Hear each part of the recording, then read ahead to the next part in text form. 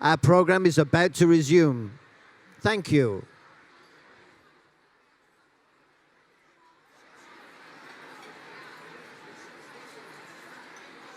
Thank you.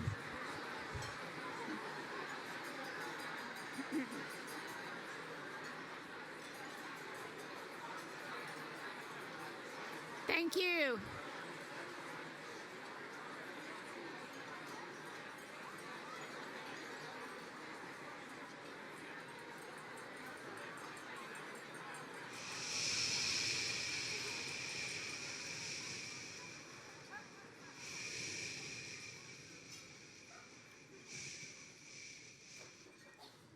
Tonight, we honor our longtime member, Sara Queen, as WX Woman of the Year.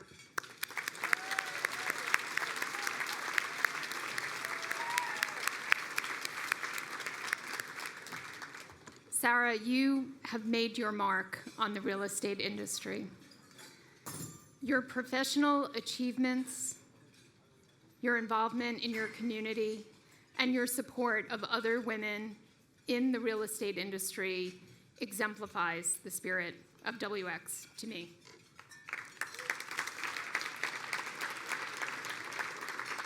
I would now like to ask Sara's friend and WX Fund board member, Marjorie Sang, to come to the podium to introduce our honoree.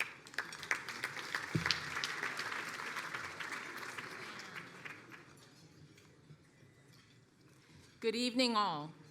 Tonight is a magical night celebrating WX's past, present, and future.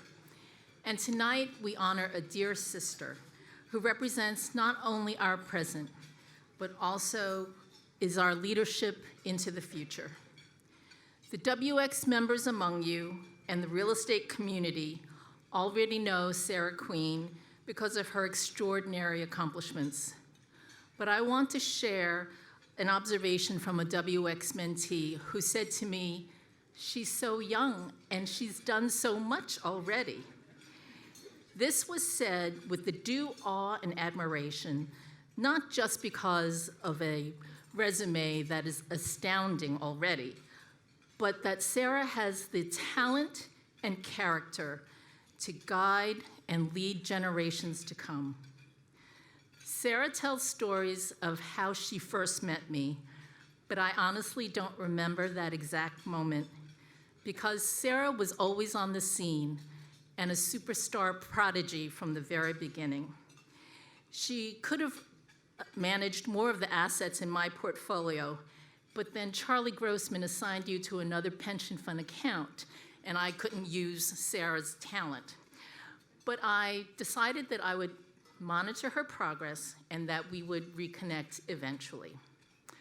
I compare Sara to another female prodigy. Sara reminds me of the real hero of the Harry Potter series, none other than Hermione Granger.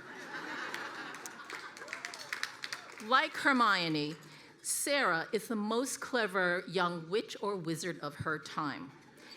She is the one that her colleagues and real estate peers turn to for the most obscure facts or the most complex analysis on leasing, materials, taxes, markets, development. She's the one who can transform 1 million square feet of drab into sparkling retail space, or build a high school in the East Village. Like Hermione, Sara can pull complex real estate structures out of her purse. But beyond the bricks and sticks, Sara is the go-to person when times are tough, budgets are tight. When organizations are in transition, careers are challenged, and ethics need emphasis. When friends and mentees need constructive advice on taking the next correct step, guided by a strong moral compass. Sara is the mentor and friend who will help parse through the seemingly impossible set of circumstances. A while back, a WX mentee, shared some work worries with me, and I asked if she'd consulted her mentor. Yes, it was Sara. And so I didn't have to worry anymore, because Sara had mapped out a way forward from the work conflict for the mentee, analyzed the scenario, described the necessary documentation that would be needed, and described the long game. Of course she had. This was Sara.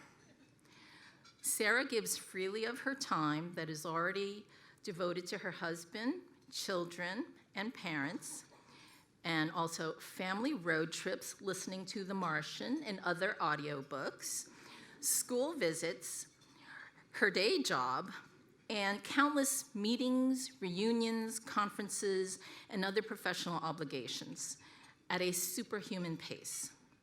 Through it all, she dedicates time, finds a solution, and manages to break into a hearty laugh to set the proper tone. I have fond memories talking to Sara at WX events before and after, especially the mentoring events, when Sara gave so selflessly of her time, expertise, experience, and conference rooms. Thank you. But my favorite times were going back home to our Union Square neighborhood. We would catch up in the cab and decompress, sharing in the precious moments when we would cram in all of our current joys and frustrations. By the way, Sara, you're looking very Gryffindor there tonight. Really, very lovely. Love it. Let's not lose sight of all of Sara's boundless service to others. She's an adjunct professor at Columbia's Master of Science program in Real Estate Development. Go Columbia! Educating students on the technical aspects of leasing and asset management and the broader real estate environment. I've watched Sara agonize over how to reach her students and how to broaden and open their minds and hearts to become better professionals and to be aware of the society that they serve with their bricks and mortar. Sara chairs the Real Estate, Architectural, and Design Committee of Grace Church and serves on the Investment Committee for the Trinity Church Vestry. She's served on or chaired the boards of Solar One, promoting sustainable, resilient environments, and countless Harvard and Wellesley alumni groups. And concurrently, she's an active member on global real estate associations, New York institutions, and advisor to early stage real estate tech startups. Sara, how do you do it? It's almost like you're in two places at the same time, just like a clever young witch at Hogwarts. Sara's devotion, empathy, and compassion for others is the common thread in a long list of achievements and activities. Dare I say, like Hermione, champion the plight of the house elves. Sara has served on both the WX board and the Charitable Fund board simultaneously and led numerous WX commitments, and as Suzanne said, with the passion for the WX mission. Sara is the one I've turned to when vetting a new idea or launching a new WX initiative. I wanted her as my project partner for the first Small Talks discussion group. It was Sara who chose the topic of growing your personal brand from a woman whose personal brand is already unmatched. But her target was true, which was to empower others and to encourage them to reach higher. Sara is unfailingly focused on promoting the advancement of women in commercial real estate in all of our diverse business lines, and especially for the young mentees and WX scholars. Instinctively, Sara knows what points will resonate with young real estate professionals. So reflect on the words spoken already and listen carefully to what Sara will be telling us. Because although this evening is about Sara, Her motivation is for you, the next generation. We've come to expect that Sara will uphold the highest standards of professionalism.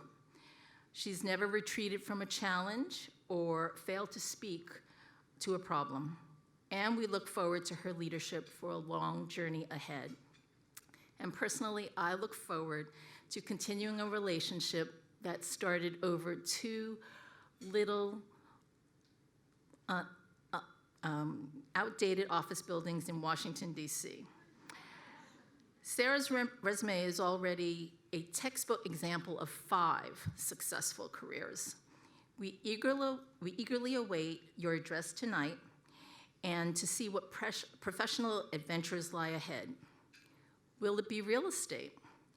Will it be national public service, global reach, or minister for magic?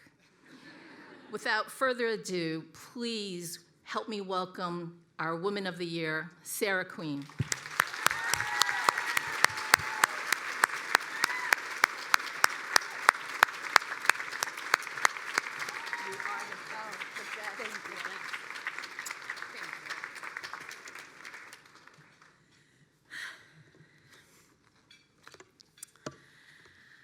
Thank you.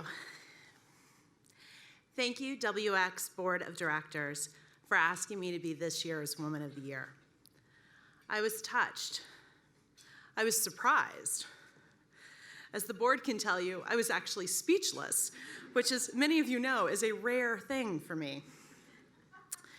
I want to thank the dinner committee for all your hard work, and especially Pat. Great job. Thank you, ladies.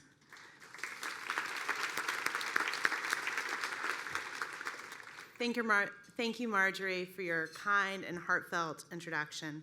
And thanks also to my other charitable board members, many of whom volunteered to sit on the party balcony. Thank you. WX has honored a long list of trailblazers. Tonight, I can see Marjorie and Carmen, Marianne, Wendy, Susan, Ronnie, Kia, and Meredith.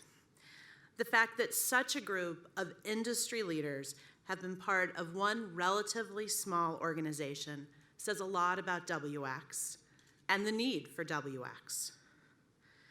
We lost one of those amazing trailblazers this year, Alice Connell. The first WX dinner I attended honored Alice. She said that we can choose how we conduct ourselves in business. If we're fair and treat others with respect, in addition to being smart and hardworking, it will pay off in the end. Alice had a great laugh and was so full of warmth. Several years later, when I joined WX, I had no reason to think Alice knew who I was. But Alice was so welcoming. She just swooped me up. She always made it look effortless. She is missed.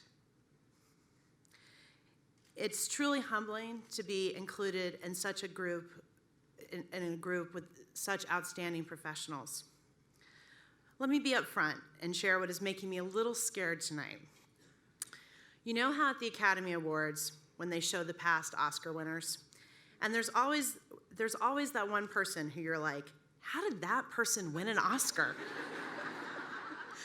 I don't want to be the Nicolas Cage of WX honorees.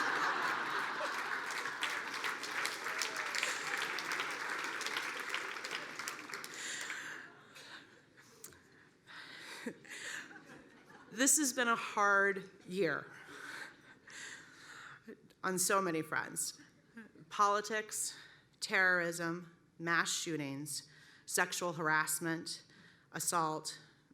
For me, job transition. But I want you to remember something else. Go back with me to January, to the Women's March in Washington.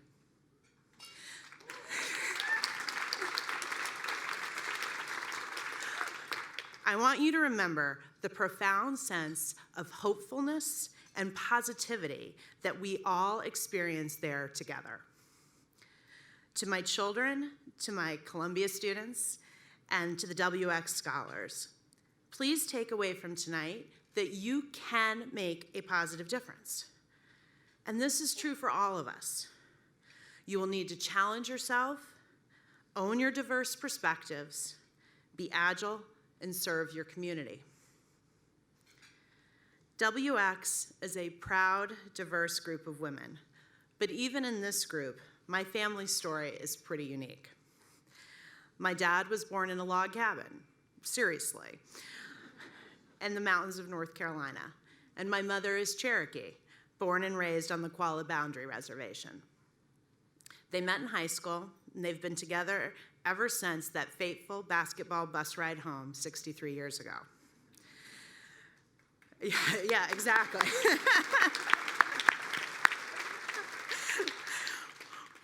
When I was in elementary school and my sister Lisa was in college, we moved from suburban Maryland to Titusville, Florida, where my dad started working for NASA to launch the space shuttle.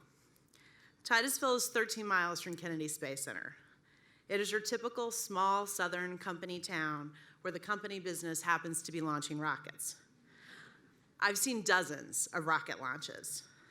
The neighbors on my cul-de-sac built crawlers, launched platforms, and put a man on the moon. All this means is when I say real estate is not rocket science, I know what I'm talking about. My parents were loving and supportive, although they did instill a certain drive in my sister and me. For example, every time I brought home my report card, my mother would say, "Sara, if this is the best that you can do, we would be happy. But we know you are capable of more." They were tremendous role models for Lisa and me, and were a very real example of public service being an important part of what it means to be a citizen. In high school, I wanted to be a journalist. I even had a column in Titusville's weekly paper, the free one, not the other one. I had read a Vanity Fair article about Diane Sawyer, who was my journalism inspiration. Diane had gone to Wellesley College, so following her there seemed like the next logical step. I spent my college summers writing for the local daily paper, not the free one, but I was mostly covering trapped kittens and local charity events. I started to wonder if journalism was really what I was destined to do. The value of a strong liberal arts education, especially at a women's college like Wellesley, is that you realize how much more the world has to offer than you previously imagined.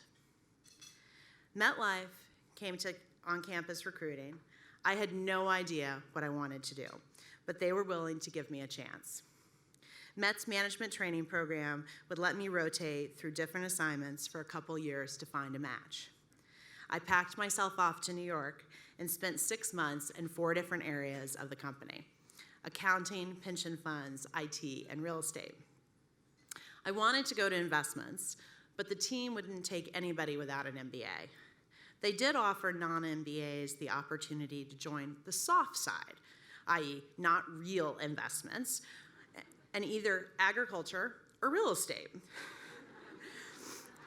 Now, I've told you about the rocket launches growing up. Titusville's other main products were oranges and cows. I knew I did not want to do agriculture. My first real estate job was working for Jim Digney, the head of real estate investments, as his analyst. This was the early 90s. Met's equity portfolio was growing, entirely due to foreclosures. Several friends wondered why I would ever go into such an awful business, but to me, it was fascinating. After 6 months, I was asked to go permanent. A year later, I went to see Jim to discuss my career. I explained how much I liked what I was doing, but I still wanted to know how we were actually making money. What was actually driving value? Luckily for me, he suggested that I move to asset management. After that, I could do anything. So at 24, I transferred to the New York regional office. Fortunately, I was assigned to Mira Greatsball, a WX member, and she took me under her wing. One of my first assignments was modeling 200 Park Avenue in Project. Before Argus, there was Project. Running the valuation would take so long, I had to go to lunch while it calculated. The job earned me the distinction of getting to take the cutting-edge portable computer home so I could work on the weekend. It was over 20 pounds and the size of my current rollerboard suitcase. After that, somebody quit, and I inherited her portfolio. On the plus side, it was 4 downtown Manhattan office buildings. On the negative side, occupancy was 50%. I would go to the monthly performance reviews and had to learn fast on my feet. I asked a lot of questions. I wanted to understand so the next time I could do better. That agility focused me on the big picture and kept me from becoming concerned that something hadn't been tried before. Sometimes ignorance is bliss. I kept at it, learning, pitching in wherever I could, taking whatever assignment came my way. During this period, I also got married to an amazingly supportive, challenging, and loving man, Jason Slybeck.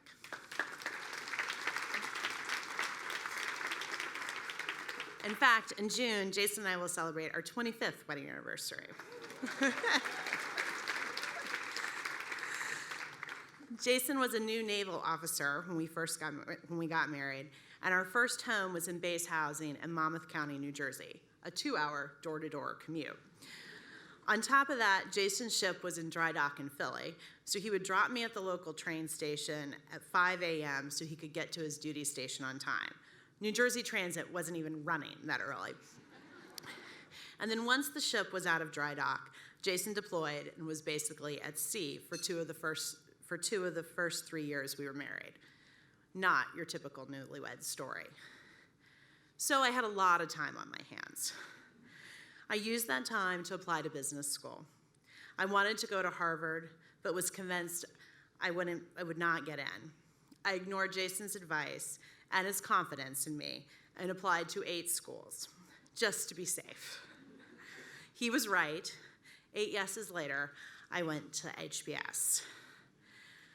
After graduating, I wanted an acquisitions role, but found a lot of resistance to hiring an untrained MBA.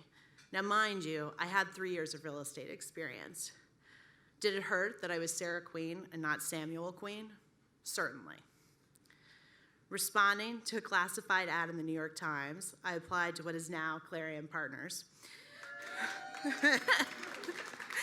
for an acquisition analyst role. Jeff Barkley called me and said I was overqualified for what they needed, but what I consider an asset management role. It wasn't the job I thought I really wanted, but I gladly took the opportunity. Agility, openly embracing change, again guided my career. I spent nearly 10 years at Clarion. We grew significantly during that time. I had contributing roles in asset and portfolio management and was extremely fortunate to have a wonderful boss in Charlie Grossman. Charlie taught me a lot about the business, how to approach tough problems, how to understand the client's perspective, how to manage people, develop talent, and how important it was to enjoy what you were doing. Charlie nurtured and challenged talent where he saw it. He was a true mentor and a great leader. While at Clarion, Jason and I had our 2 greatest joys, Bennett and Emma. I knew I wanted to keep working while having a family. Working would keep me happier and therefore make me a better parent. I won't say it was always easy, because it wasn't, just us, Jason. But it helped tremendously that we had good sleepers and a great nanny. But there were plenty of Saturday mornings when I would have paid these 2 toddlers just about anything to go back to bed for just 1 more hour. Asset management allowed me to juggle things pretty well. I knew when things would be busy. Jason and I learned to coordinate our travel schedules. We consciously chose to stay in the city so we didn't have long commutes. I could walk them to school. All right, my daughter technically learned to hail a cab while she was still in her stroller. Most nights, I could be there for bath, story, and bedtime. I think Bennett and Emma benefited from having a working mother. Yes, there were the awesome Yankee seats from generous brokers and law firms, But they may have also picked up some other things too. When Emma was 3, she rolled into the living room pushing her doll stroller, wearing a pair of high heels and sunglasses, talking into my calculator like my BlackBerry, and saying, "You need to do what I say."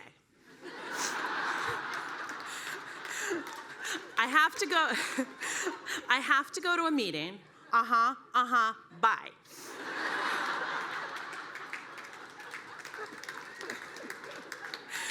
Then she marched outside with her younger cousin in tow. I could not make all their events. No one can, but I did try. Although I'm sure if you ask them, they'll tell you about my biggest misses. Bennett's last place Little League team knocking off the first place team in the playoffs while I was stuck in DC comes to mind. Agility for me meant creatively carving out time where I could. Bennett and Emma both sang in the Boys and Girls Choir at Grace Church, and each group practiced at 7 a.m. 2 mornings a week, but on different mornings. So I would take the one not practicing out for breakfast. I still treasure those times together. In 2006, Brookfield purchased Trizec, doubling the size of their portfolio to over 40 million square feet. I was recruited away from Clarion by Brookfield to start its U.S. asset management group. Over the next 11 years, we accomplished a tremendous amount together. $1 billion in repositioning projects, placemaking initiatives, including Brookfield Place in Lower Manhattan, 44 million square feet of leasing, and significantly growing Brookfield's fund business. While due to a corporate restructure, I'm no longer with Brookfield. I'm extremely grateful for my experience I gained during my tenure. I had the joy of working with some fabulous people. I also very much appreciate Brookfield's role as an active corporate citizen, including being a platinum sponsor of tonight's event.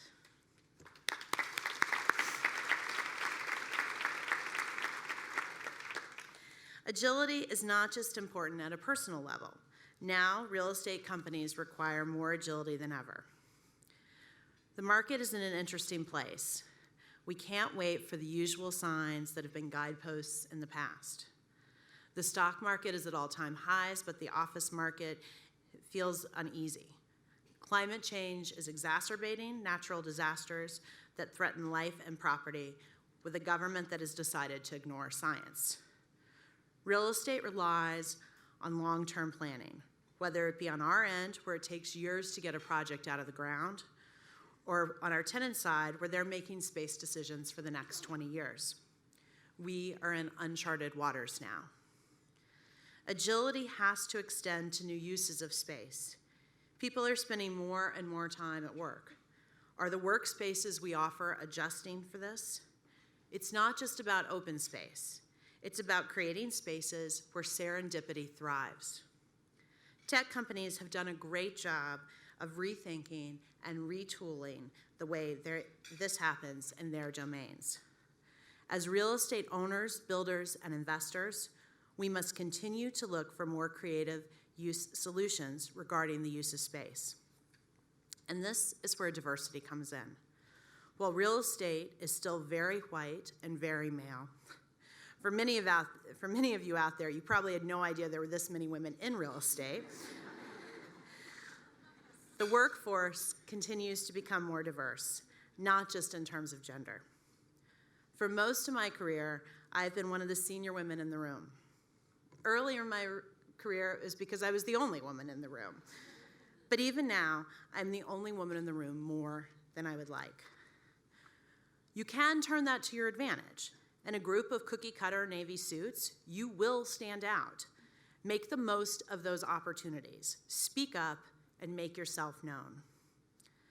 When analyzing how to lease vacant space or plan a repositioning project, there were many times when I would propose a new strategy, identified a new metric, or unblock a logjam in the analysis.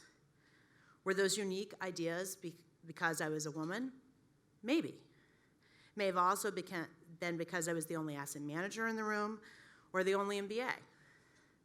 I was almost definitely the only Native American. At Brookfield and Clarion, we had acquisitions and asset management teams work together on underwriting new assets, because we believed having those multiple points of view developed better underwriting. If the industry can accept that truth, I believe other kinds of diversity can have a similar strengthening impact. When working on large repositioning projects like 450 West 33rd Street, a building referred to as the Elephant's Foot, I made sure the team included leasing, both office and retail, construction, asset management, operations, marketing, arts and events, design, and accounting, as well as looking at competitive projects from around the country and globe. Getting all of those perspectives together created a much better product. That's how we turned the ugliest building in Manhattan into the beautiful, light, and airy 5 Manhattan West. Diversity of thought will be required to drive our industry forward. And diversity at the top of our organizations will be absolutely essential to keep talent flowing into real estate into the future. As I have moved up in my career, my perspective and my position have allowed me to help to find extremely talented people outside the usual places. I have found those people who are doing twice the work, performing beyond expectations, demonstrating amazing loyalty and resilience, yet nevertheless being overlooked and undervalued. I cannot overestimate the impact these people have had on my work.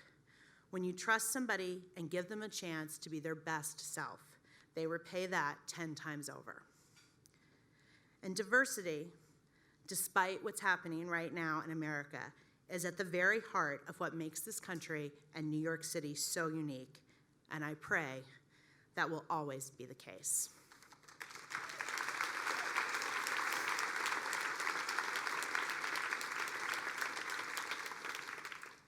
In New York City, we need people to be positively engaged in civic life more than ever.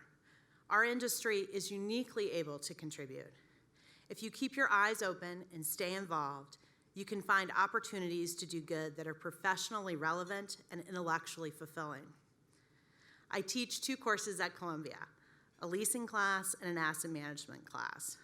Both are huge time commitments. I'm not complaining, but being an adjunct professor is what most of us would call a labor of love. I enjoy teaching. It's not just because I get to talk about real estate for 2 hours, but I'm a major believer in mentoring and fostering professional development. It's always gratifying when I run into a former student and they tell me how they're using something that I taught them. When our family started at Grace Church School, we were simply new kindergarten parents eager to be involved. But frankly, PTA meetings and fundraising meetings were frustratingly scheduled at times when I needed to be at work. I volunteered with the building committee, partly because we met at 7:45 so we could all get to our real jobs. It turned out to be the perfect combination of the school's strategic needs and my skills.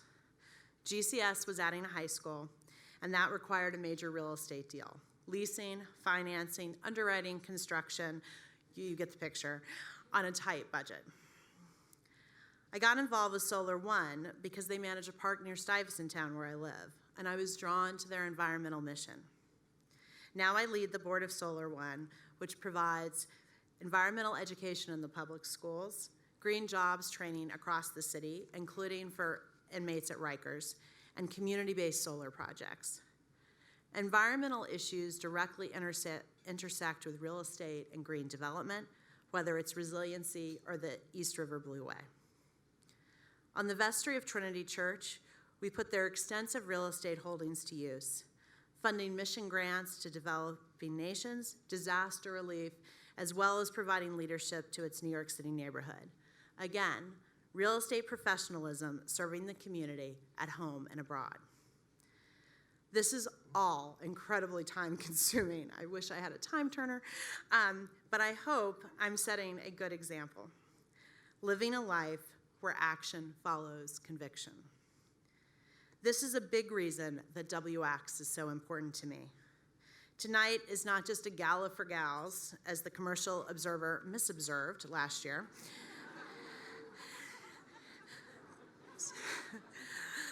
Tonight is about raising money for our scholars and mentoring program. We saw all the scholarship winners standing earlier. Tonight, we'll support another 20-plus young women pursuing their dream of a New York City real estate career. The money will also be used to fund the Young Women's Leadership School in East Harlem that helps those girls graduate and attend college, many for the first time in their family. We also support non-traditional employment for women. New trains women to pursue the construction trades. Listening to their stories of how WX changed their life for the better is why I'm here tonight and why WX serves such a valuable unmet need. All of this builds a foundation for WX's core mission, supporting senior women in the real estate industry, helping us build an incredible network, guiding and supporting us with mentors. Writing this speech has forced me to think clearly about where I've been, about what it took for me to be successful, and about the challenges that I am still facing. I was also reminded about the people who helped me at every point along the way, about good advice at the right time, about opportunities, and about why the sometimes crazy schedule is worthwhile. Doing what I love has always meant adapting to change. The future of real estate is getting more diverse. This changes the way we work and gives us even more opportunities to be engaged in the civic life of our city and our nation. From the bottom of my heart, I thank you for everything you've done for me and for our industry. This is an extraordinary honor, and I hope to spend the next 20 years continuing to earn it. Thank you.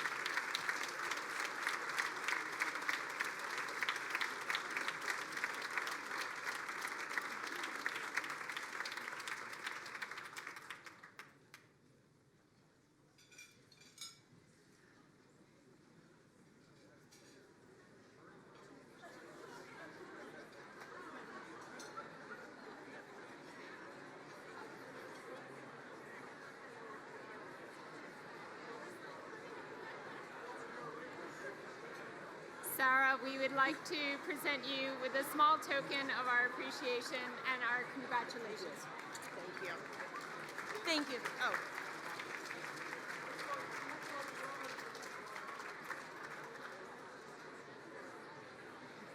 Thank you.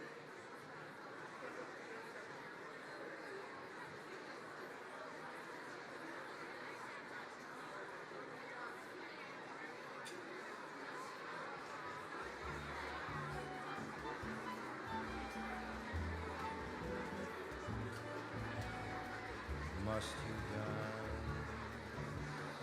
die? Dessert is available outside the doors. Thank you for coming and making this a great evening. Thank you.